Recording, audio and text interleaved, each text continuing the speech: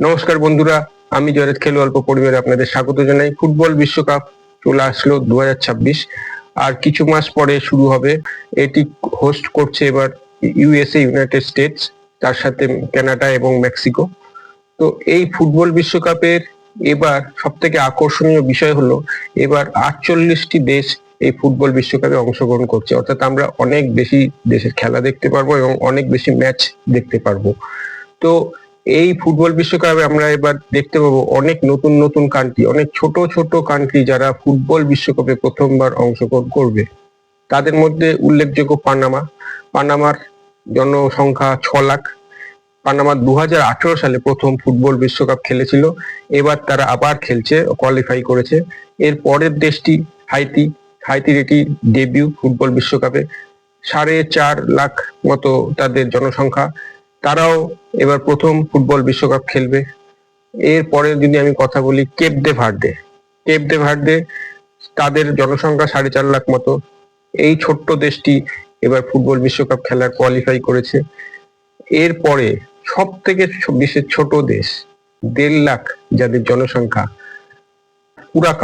Curacao এবার football বিশ্বকাপ খেলার জন্য অংশগ্রহণ করছে।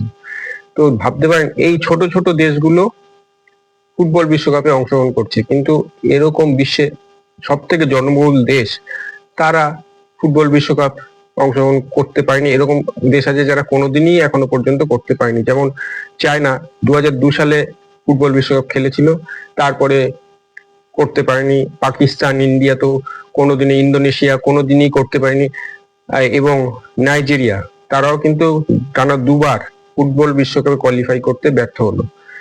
তো এই দেশগুলো এত জনসংখ্যা থাকা সত্ত্বেও কি করে ব্যর্থ হচ্ছে ফুটবল বিশ্বকাপে অংশগ্রহণ করার জন্য? এই ছোট ছোট দেশ যেইগুলো, যেখানে মানে হাতে গোনার মতো কোনো জনসংখ্যা, তারা ফুটবল বিশ্বকাপ খেলার জন্য কোয়ালিফাই করছে।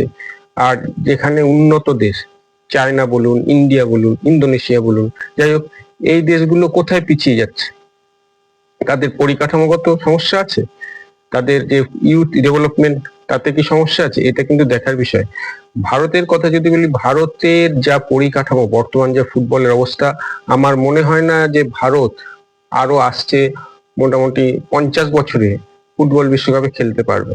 যাই হোক, এই দেশগুলোকে দেখে আমাদের শেখা উচিত, এটাই আমার বলার। একটা ভিশন নিতে হবে যে আমরা এই সালে অবশ্যই ফুটবল বিশ্বকাপ খেলবো, সেইভাবে নিজেদেরকে তৈরি করতে হবে। তো আজ এখানেই শেষ করছি, দেখা হচ্ছে পরের ভিডিও। আপনারা ভালো থাকবেন, সুস্থ থাকবেন, সঙ্গে থাকবেন, আর আমার ভিডিওটিকে অবশ্যই শেয়ার করবেন, আমার পেজটিকে লাইক এবং সাবস্ক্রাইব করবেন। টাটা।